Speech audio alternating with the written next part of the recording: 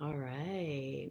Happy Tuesday, everyone. Welcome back to the Artful Leaders interview series. My name is Rachelle Archer. I'm with Artful Leadership Coaching and Consulting. And today we have a really special guest who's calling in from Detroit, which is my first time talking to somebody from Detroit in the pandemic. So I want to welcome DeLashea Strawder, who is the artistic director of Mosaic Youth Theater of Detroit. And I am going to pull up her bio because she sent me so many amazing things that she's involved in. She has devoted her skill and leadership to inspire and incite a new generation of leaders and advocates for the arts for over a decade. She's equally grounded in artistic excellence and arts education. She's a sought after conductor, clinician, and speaker. She's a champion of arts and culture and its inherent ability to motivate, empower, and mobilize. She has been awarded a 40 Under 40 award by the Michigan Chronicle. She has been awarded the Detroit Pistons Come Together Foundation Impact Award. She has worked with youth in the theater and in choir. And there's so many things there that I would love to hear more about from you rather than read off the list. But thank you so much for joining me today. Thank you for having me. I'm very happy to be here. Good. Well, I was wondering if you could just tell us a little bit about who you are and your work with the youth theater there and what's exciting to you right now. Wow. Okay. So I am the executive and artistic director at Mosaic Youth Theater of Detroit, where I'm also a very proud alumnus. I have worked with them since I was in high school. And when the founding artistic director decided to pass the mantle, the board and the young people and our stakeholders decided that the baton should be passed to me. I have, had the opportunity to work with and alongside some brilliant minds, young artists, teaching artists, educators, over what seems to be like a lifetime in ways, and it is such a joyous experience to be able to work with people to figure out what's the best ways to continue to empower young people in our communities and to help them to cultivate the skills that they need to pursue whatever their chosen destiny is. The way that we have done that at Mosaic as a creative development organization is that we have an opportunity to use music, theater, and technical theater as a vehicle for young people to not only discover their voices, but also to activate it, to really promote positive change in their communities, as well as to of course, build the skills that they need to pursue their post-secondary education and beyond. Amazing. And I love that. I do a lot of work with creative youth development organizations here in San Diego. And one of the things that we talk about a lot is how to create those pathways so that youth who come through the programs can become the leaders of those programs. And so I love that you're like an example of what that can look like. So I think the question that's been on everybody's mind is, how have you all in a theater context been able to adapt to what's happened with the pandemic and with shifting to online learning and continuing to stay connected with young people? How have you responded to that in the theater? And it's funny that you asked the question. March 12th, we were in rehearsal preparing to start to dive deep into a new work that we commissioned with a local national, but Detroit kind of born and raised playwright, Shantae Brown. We were exploring the story and the nuances of Alice's Adventures in Wonderland and what she found there, and had commissioned a new piece entitled Adventures in Wonderland. And as we continue to talk about, it was just so timely, right? We were having conversations about what is justice? We were having conversations about when people force ideas on other people, and what that means and what that does, and what maturation looks like, and all of these things and all of these themes inside of the story. And then we found ourselves thrust in 2020 in a different way, right? March 13th, we were told the world was changing. Yeah. And that there was a variety of topsy-turvy circumstances that we were finding ourselves in, and what seemed like a never-ending rabbit hole, if you will, as just 2020 continued to whatever it did, right? The roller coaster ride that it was. There's no verb for it. No.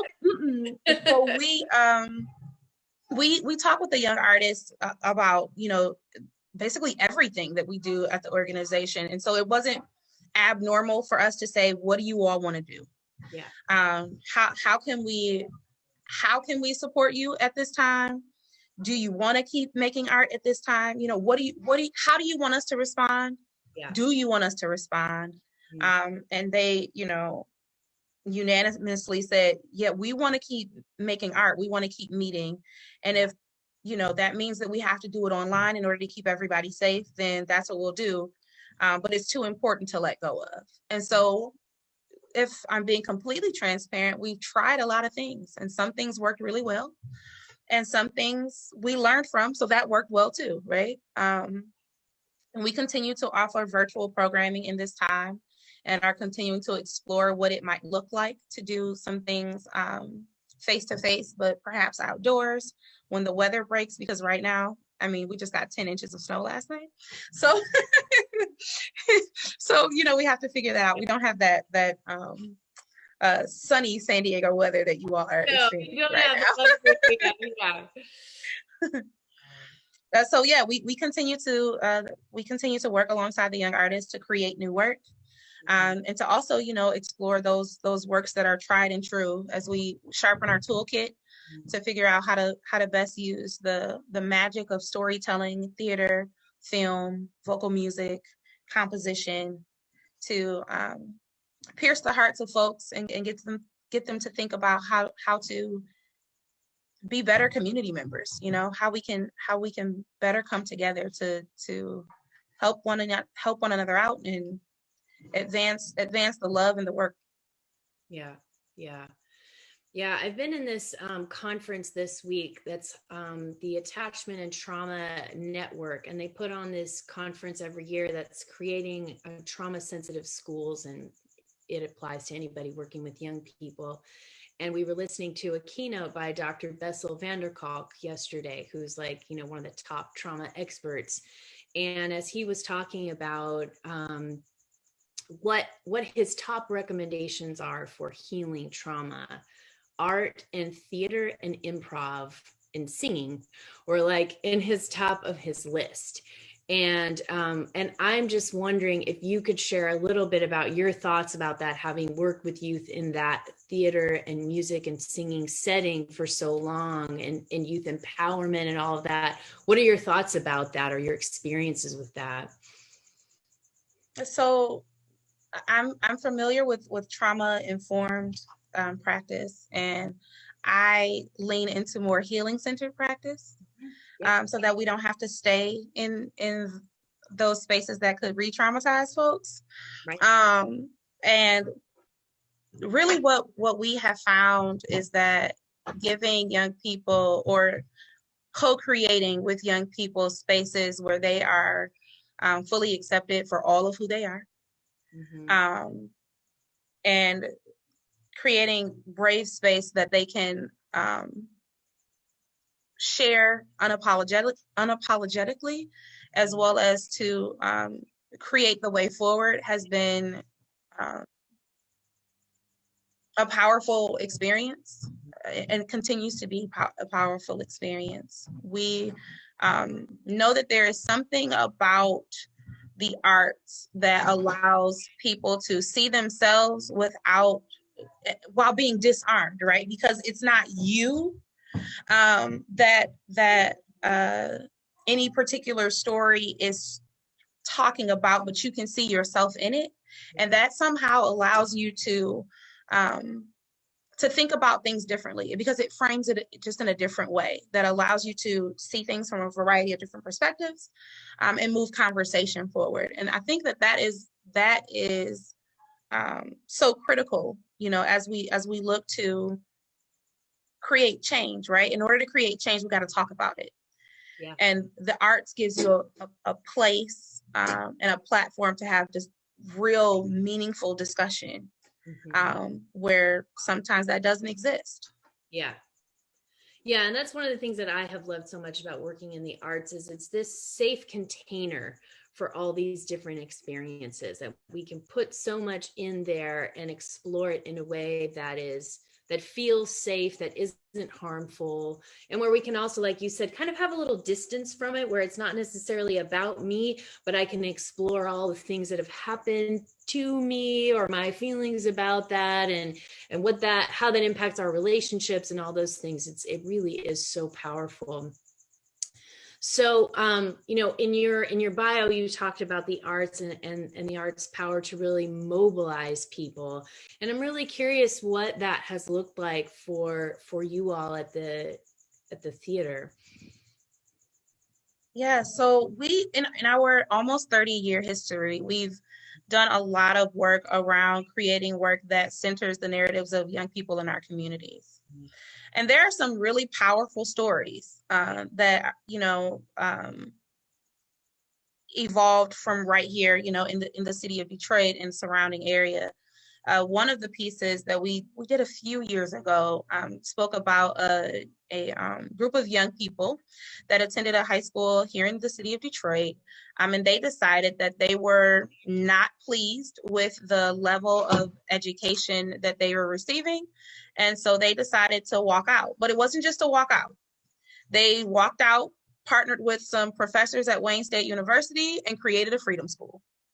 And so they didn't leave to, just like kick it and live their wildest dreams. They were still very much so focused and passionate and persistent about continuing their education. And so, we have used the art to explore topics that the young people are very interested in, rise to a level of importance and relevance for them and what they want the world to look like. And when we get all of these, voices in a room and are able to bring attention to the things that they are extremely passionate about in a way that, again, is that doesn't arm people, where they're not coming to a space ready to defend their ideas, but just to accept what is in the room and what the story is. It creates a platform for conversation, which then allows us to collectively act on an idea, a promise, an opportunity. And so, the stories like that has sparked lots of conversation in schools about, what is it that you want? What is missing in the classroom? What is, when you close your eyes and dream about what a perfect day at school looks like, what is it? But had we not been in that room, the conversation would have gone very differently. Yeah. Yeah. And what I love about that too is it really pushes back the stereotypes about young people from different cultural groups and different ethnicities that we have about, like, well, they just want to be lazy, or they don't want to, like what you were saying, like they didn't leave school to just go mess around. They left school to create a better school. And I love that. In these creative youth development organizations, it's one of the things that I have loved the most is in my work. I worked with homeless youth for many, many years, and it was so beautiful to work with youth who were experiencing things that people have a lot of opinions about but are totally wrong about. And giving them a voice and an opportunity to share who they are and what their dreams are and what they want the world to look like was just completely mind-blowing and really created a support from the community that was really beautiful. And I'm curious, what does that look like for you in terms of the dialogue you get to have with the greater community because of these works of art that you're creating with young people? For us, it hasn't been about being at the center of those conversations or even necessarily being invited to the table to have those conversations, right? It's about equipping people with another tool to use to have conversations that are important to their communities, right? And important to their, be that a school community, be that a neighborhood. I have been very privileged to have lots of conversations with a variety of different groups, both allied and cross-sector, about how we listen, how actively listen, and what that means to the young people that, we have the opportunity to earn these beautiful relationships with. So that we can hear their hearts, their minds, their goals, their aspirations, as well as, being able to sit with, again, educators, and a variety of different, other people who are all working together to try to create thriving communities, right? Yeah. And to make sure that the resources are available, that the connections can be made in order to move the needle. Yeah. And do you have any stories of those kinds of interactions that have happened that have really empowered any kinds of changes in your community or different ways of interacting with young people? So I see myself as a supporter and a person who helps to set things up, right? I'm a connector at heart. Right. And so the moments that come to mind immediately are when the young people are in the front and we are providing them with the support that they need to lead and make change. There's a young artist who's presently or former young artist who is presently a journalism major at Northwestern. And she wrote an article about education inequity in the city of Detroit and things that both she and the student body that she was a part of were looking to not only see change, but wanting really to bring an awareness to, right? And while we were not directly involved in her penning that article, what we were involved in is continuing to remind her that her voice is important, that her opinion matters, that, she has everything that she needs to bring to the table the things that she wants to say and to make sure that people hear her in a way that promotes change.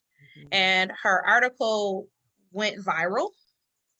And that enabled her and, again, the student body at the time to really have some critical conversations around what the young people felt like they needed in order to be successful, where they were seeing gaps, what supports that they needed. And not only were they talking about things from the perspective of youth, but also what they saw happening to their teachers, right? And the position that the teachers were put in, what they wanted for the young people and why they weren't, where the gaps were and how to close it. Mm-hmm. Mm-hmm. Yeah, so that's really all that empowerment in action, right? That's so exciting when a young person has a hold of their own voice like that, and then to see those kinds of changes happen. So a lot of the folks who watch these conversations are CYD practitioners, they're teachers, they're educators.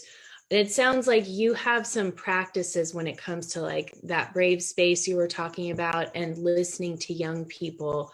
What kinds of things do you think they can implement in their programs or in their classrooms that would, some practices that you use on a regular basis that folks could start to implement in order to really listen to young people and really act on what we're hearing from them? I think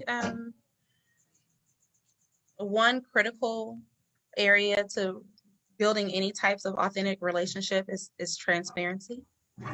And we have unique opportunities to have transparent conversations with young people about the business of it all, right? Having them understand how we are able to fund, the things that we all get to do together is important. And gives them a better grasp of, okay, I understand that you're using this money for this. What if we didn't, right? What if we decided to use it in this way?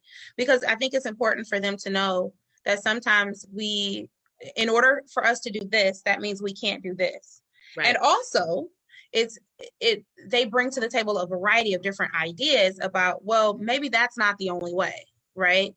Could we do these things instead? It helps them to, learn how to network, how to advocate, all of those things. I also think that it's too often we as adults, and it's American culture to some degree, right? Make a determination that we have to be a specific person when we are engaging with young people. And in my experience, that is the exact opposite, right? They can smell a phony from, light years away. And if you're not going to be authentic in who you are, then it doesn't make them feel comfortable about being authentic in who they are when they're communicating with you. Right.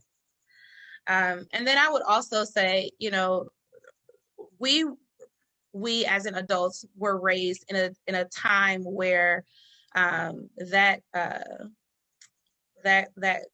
I don't know, I guess, quote, young people are to be seen and not heard, was something that we kind of all grew up under. And so sometimes we have to break through that training, if you will, and remember that we shouldn't be having conversations around or above anyone that we're trying to have a conversation with, right? Mm-hmm. And there's a difference. Right. The jargon, right? The elevated language, again, lack of transparency. It's hard to have a conversation and ask people to make decisions about things when they don't have all of the info. Right. So I think that if I had to narrow it down to 3, I think that those are critical when building relationship, which allows us to have authentic conversation. Yeah. It is so important. And a lot of times I feel like young people can really bring a different perspective to those things, and consider things because they haven't been locked in like the way that we as adults have kind of been conditioned to look at certain things. They can look at it from this new perspective and kind of throw things around, and that can be really exciting.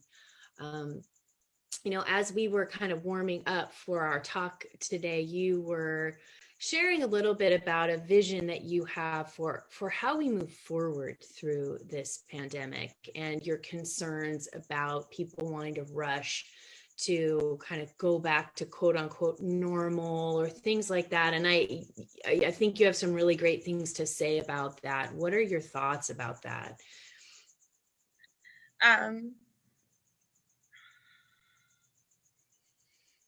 I think it's important that we all enter conversations and spaces with an open mind and lots of extending lots of grace and open-handedness for each other. Yes, people are resilient. Yes, young people are resilient, and we're experiencing something that not many people have ever gone through. Right. I would dare to say that, anyone besides those of us that are going through it right now have, because even when there was a similar health crisis, Zoom wasn't a thing. Right. So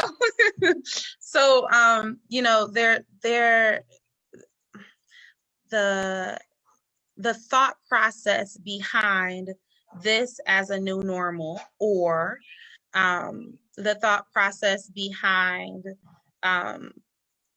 get over it. That sounds harsh, but to some degree, that's kind of the sentiment behind some things. I think that we have much to gain from extending more grace and remembering that as individuals, as human beings uniquely knit, right? That isolation, we were not made to do life in isolation, right? We were not, we are very much so a social group, and that it takes time to build rapport, that change is mired with complexity, and that we owe it to ourselves to take a moment to really listen to one another and make a determination together about how we move forward in the life we want to live and the world that we want to live in. Yeah, and that really is that healing-centered approach, right? It's what does well-being look like for us in our community, and how do we make that happen? And really empowering the members of that community to determine what that looks like and create that together. And so it's not going to be a one-size-fits-all answer. It's going to be a collaborative effort with a lot of sensitivity and a lot of listening. One of the things that I am hoping happens, and this is me in my optimism, is that folks will stop and pause and see the opportunity that this moment creates for us to not go back to normal, because there are a lot of things that didn't work about normal, right? And how can we go, this is the new world we want to create in education or in spaces with young people, whatever it is that we're doing with young people, and really be very thoughtful about that, and especially now that we have been in this sort of collective experience of trauma that has impacted different youth and different, people groups in varying degrees.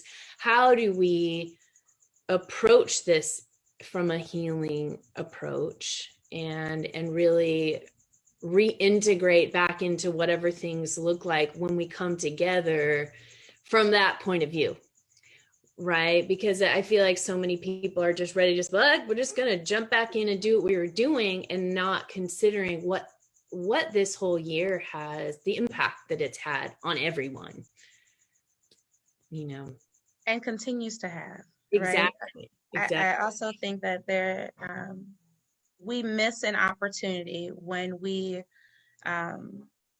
overlook the fact that when 2020 ended and 2021 began, we weren't on a fresh page of, starting from scratch, right? That we are still navigating some very tricky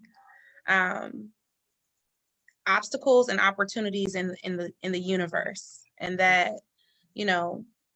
there is much to be done, and there's much to be learned.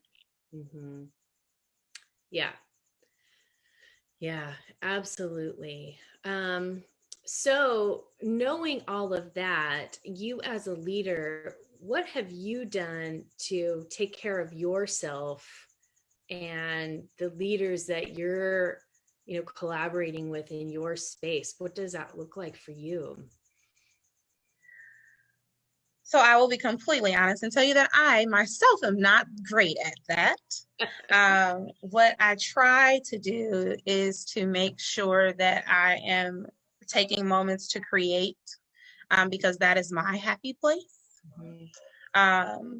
And I often, remind people to take the time that they need for themselves, and that there is no negativity associated with that, and I say that broadly because I don't want to name it for other folks. Mm-hmm. But people in this line of work, or givers, if you will, often struggle with taking time for themselves. And so, you know, I just try to remind us, and I'm including myself in it, that we have to take that time. And I heard once before someone say that in order to be your most impactful, you need to give from your reserves and not give from your excess and not from your reserves, right? Because if you have nothing left to give, then you are essentially, you know, preventing yourself from doing the very thing that you want to do, which is, you know, make positive change and give to people. But if you don't have anything to give, you can't do that. So I try, you know, when I can and am able, to hold sacred space for folks to do, to be, to breathe, to pause. And I'm working on that for myself. Yeah. Well, I love that you mentioned that for you, it's creative work. It's doing your own creativity. And I think that's so important because everybody has different approaches to what self-care looks like, right? It's, for some people, it could be exercise, it could be diet, it could be meditation, yoga, it could be whatever, it could be singing, it could be creating something. And I think it's so important for everyone to have their own way in to what feels safe, to what feels regenerative, what feels pleasurable and joyful, right? Because that's what's going to fill up our tank so that we can come back and serve others. So I really love that you brought that to the table, your own creative work. So I have a couple of fun little questions that I would love to just throw. And these are like rapid fire, just fun little things. Stream of consciousness. Okay, let's see what happens.